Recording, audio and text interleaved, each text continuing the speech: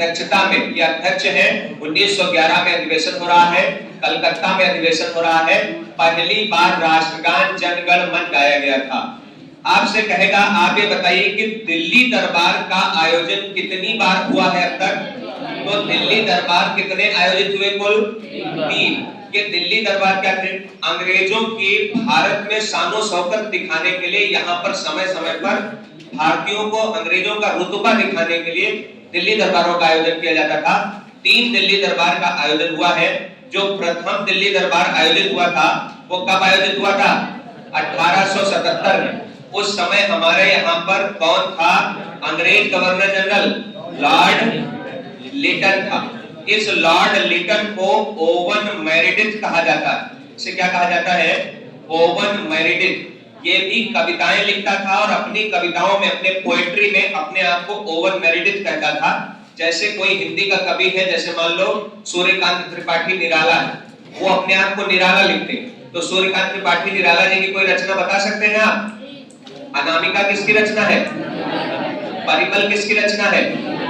सूर्यकांत त्रिपाठी निराला की। वैसे ही ये खुद भी कविताएं करता था और कविता करते हुए अपने आप को ओवन मेरिडिथ लिखता था। पहला दिल्ली दरबार का आयोजन 1877 में हो गया।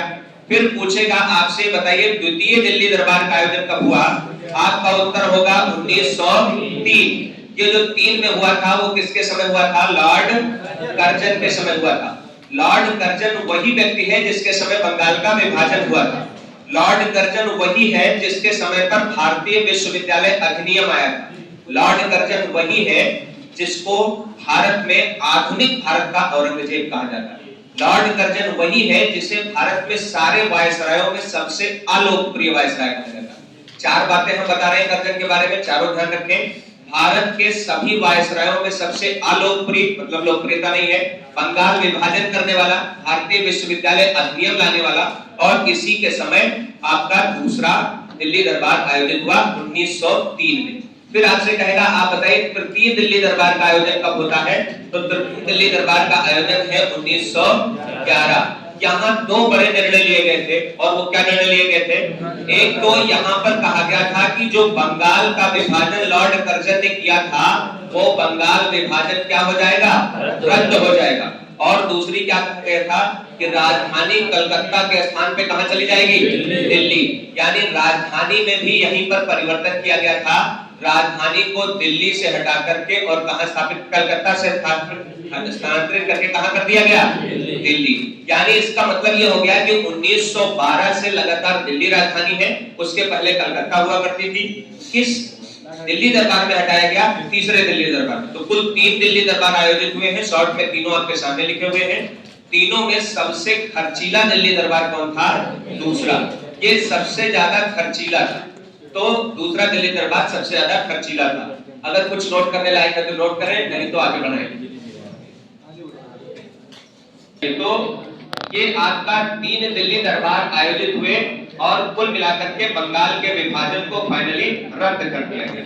आपसे कहेगा कि ये बताइए जो बंगाल का विभाजन हुआ था, इस बंगाल के विभाजन के विरोध में भारतीयों ने कोई भी आंदोलन चलाया था क्या? बंगाल का विभाजन हुआ कब था? 1905 में। और कहा जाए कि विभाजन की जो घोषणा हो गई थी, वो विभाजन की घोषणा कब हो गई थी? 20 जुलाई 1905 में हो गई थी। लेकिन विभाजन जाकर के लागू कब हुआ था? 16 अक्टूबर 1905 को।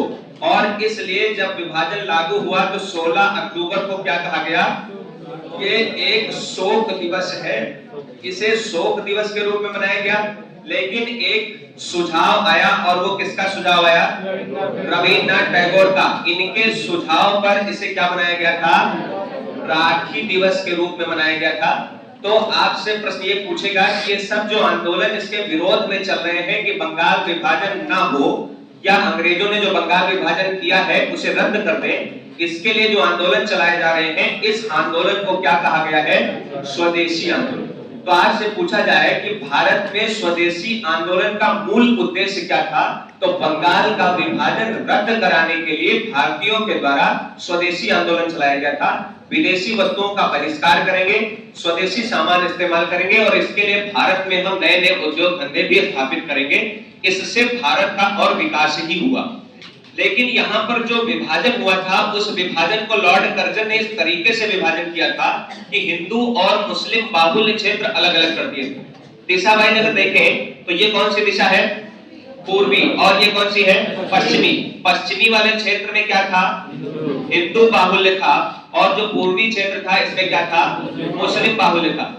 ये मुस्लिम और हिंदू बाहुल्य जनसंख्या के आधार पर बंगाल का विभाजन किया गया, इसलिए भारतीयों को विरोध हो गया। और जो ये विरोध हुआ भारतीयों के द्वारा, इसीलिए आंदोलन चलाया गया, स्वदेशी आंदोलन। और जो ये यहाँ पर आंदोलन चल रहा था, इस आंदोलन से मुस्लिमों को एक नई दिशा मिल गई आंदोलन चलाने की, और उन्होंने बंगाल के विभाजन का समर्थन कर दिया। उन्होंने कहा बंगाल का विभाजन बिल्कुल ठीक हुआ, क्योंकि पहली बार मुस्लिमों को एक महत्व के रूप में दिया गया है, अंग्रेजों ने दिया है। इसलिए उन्होंने 30 दिसंबर 1906 को एक पार्टी बना दी, और उस पार्टी को क्या कहा जाता है, मुस्लिम लीग। मुस्लिम लीग की स्थापना हो गई 30 दिसंबर 1906 को। उद्देश्य है मुसलमानों के हितों का संरक्षण किया जाए।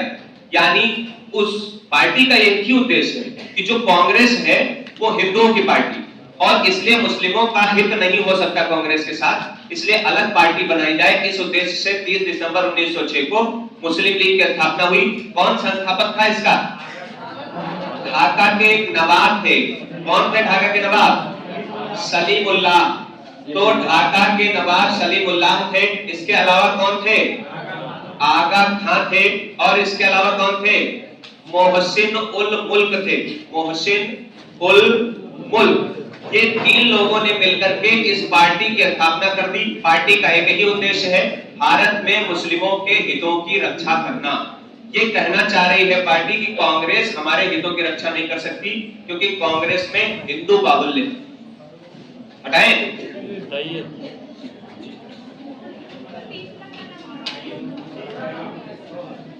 तीसरा है मोहसिन उल मुल्क। मोहसिन उल मुल्क, बाकी दोनों नाम से आप परिचित होंगे पहले से।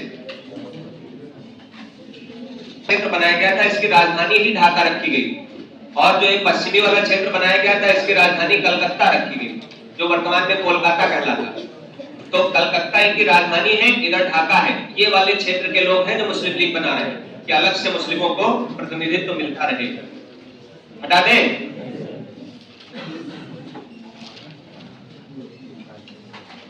चलिए देखिए, अब ये जो आपकी पार्टी बनी, इस पार्टी ने यहाँ पर भारतीय राजनीति में बड़ा सारा परिवर्तन कर दिया। किस बात का परिवर्तन कर दिया, भारत में इस पार्टी ने मुस्लिमों का अलग से वैल्यू मांगना शुरू कर दिया, और इस वैल्यू को अंग्रेजों ने मान भी लिया। कब मान लिया, मार्ले मिंटो सुधार। कहने को ये सुधार था, वास्तव में ये बिगाड़ था।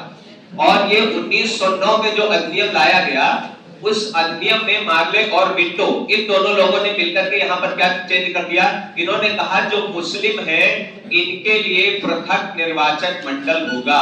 मुस्लिमों के लिए पृथक निर्वाचक मंडल, सेपरेट इलेक्टोरेट फॉर मुस्लिम्स, पृथक निर्वाचक मंडल। इसका मतलब क्या हो गया, इसका मतलब ये हो गया कि अगर किसी क्षेत्र में मुस्लिम व्यक्ति कैंडिडेट होगा और उसके वोटर भी मुस्लिम ही होंगे, तो ये तय हो गया ना कि मुस्लिम ही जीत के आगे पहुंचेगा। यही था पृथक निर्वाचक मंडल। मतलब मुस्लिम कैंडिडेट होगा तो मुस्लिम ही वोट उसको दे सकता, बाकी लोग उसको वोट नहीं देंगे। तो मुसलमानों को आगे पहुंचाने के लिए ये एक कार्ड खेला था अंग्रेजों ने, और इसमें मुस्लिम लीग ने खूब अपना समर्थन कर दिया। क्योंकि 1906 में मुस्लिम लीग बन के आ रही है, 3 साल में उसको इतनी वैल्यू मिल गई कि अंग्रेजों ने मान लिया कि उसके लिए एक अलग निर्वाचक मंडल होना चाहिए। तो मुस्लिम लीग थोड़ा सा बड़ी पार्टी के रूप में उभर के आ गई।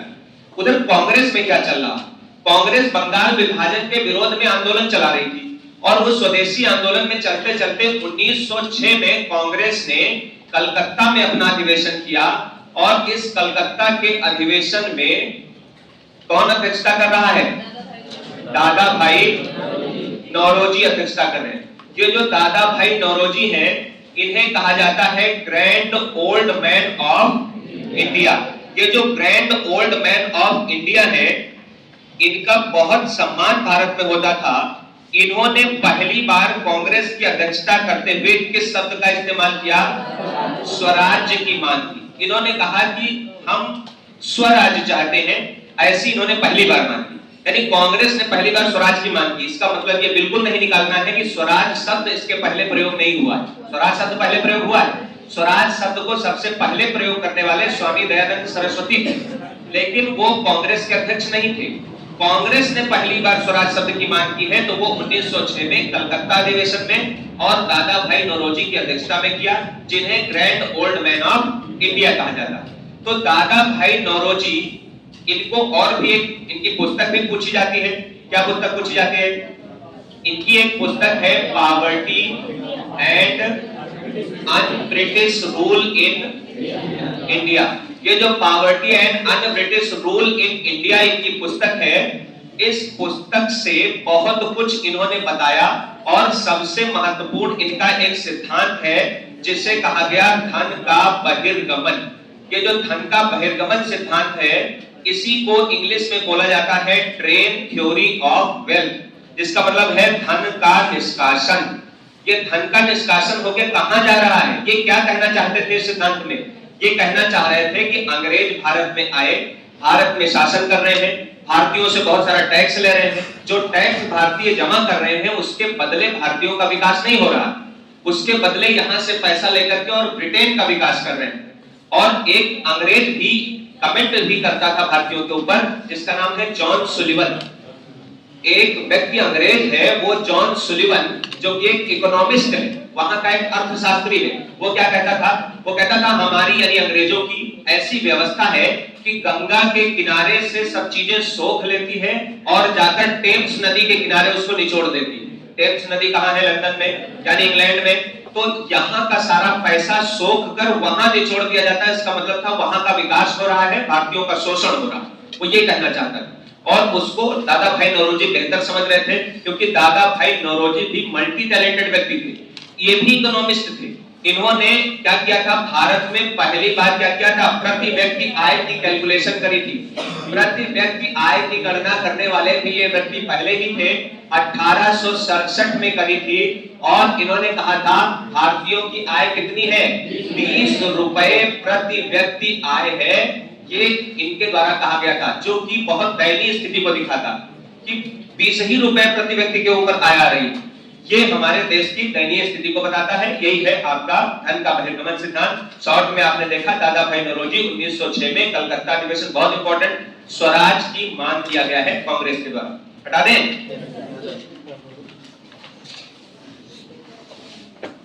चलिए, अब इन्होंने जो 1906 में मांग कर रहे हैं, आगे चल के 1907 में कांग्रेस के साथ एक बहुत बड़ी समस्या हो जाएगी। क्या समस्या हो जाएगी? कांग्रेस का खुद का विभाजन हो जाएगा। कांग्रेस के भीतर विभाजन दो अलग अलग विचारधाराओं के आधार पर हो जाएगा। और वो विभाजन विचारधारा क्या क्या है? एक, ऐसे लोग जो ये चाहते हैं कि आंदोलन हम अनुनय पत्र, विनय पत्र, प्रार्थना पत्र अंग्रेजों से रिक्वेस्ट करके हम आंदोलन को चलाएं। और दूसरे ऐसे लोग हैं जो कह रहे हैं कि अंग्रेजों को अंग्रेजों की भाषा में समझाएं। अगर अंग्रेज हमसे उदंडता से पेश आए तो हम भी उनके साथ उदंडता करें। ऐसे लोग हैं, वो गरम दल। यहाँ गरम दल के नेताओं में कौन है? एक तो बाल है, एक लाल है और एक पाल है। ये जो बाल, लाल, पाल है, पाल का मतलब बाल गंगाधर तिलक, लाल मतलब लाला लाजपत राय, पाल का मतलब बिपिन चंद्र पाल। और इसी के साथ में एक व्यक्ति है अरविंद घोष। ये अरविंद घोष भी प्रारंभ में गरम दल के एक सदस्य रहे थे, बहुत पुरजोर विरोध करते थे अंग्रेजों का। बाद में अंग्रेजों का जब बहुत दबाव पड़ा, धीरे धीरे ये संत हो गए और इन्होंने अपना आश्रम बना लिया और संत होकर के रह गए। प्रश्न आपसे पूछेगा कौन ऐसा व्यक्ति था जब तक वो आंदोलन में रहा तब तक बहुत कट्टर विरोधी था अंग्रेजों का, और उसके बाद फिर उसने क्या कर दिया? एक संत के रूप में कन्वर्ट हो गया। वो कौन था? अरविंद घोष। अरविंद घोष की भी एक पुस्तक है जो पूछी जाती है। कौन सी? Life divine. ये जो लाइफ डिवाइन है, ये पुस्तक इनकी बहुत इंपॉर्टेंट है। लेकिन अगर आपके पुस्तक का थोड़ा सा नाम चेंज करके कर दें डिवाइन लाइफ, तो इसका लेखक कौन है? शिवानंद। बिल्कुल ठीक है। तो शिवानंद लेखक है।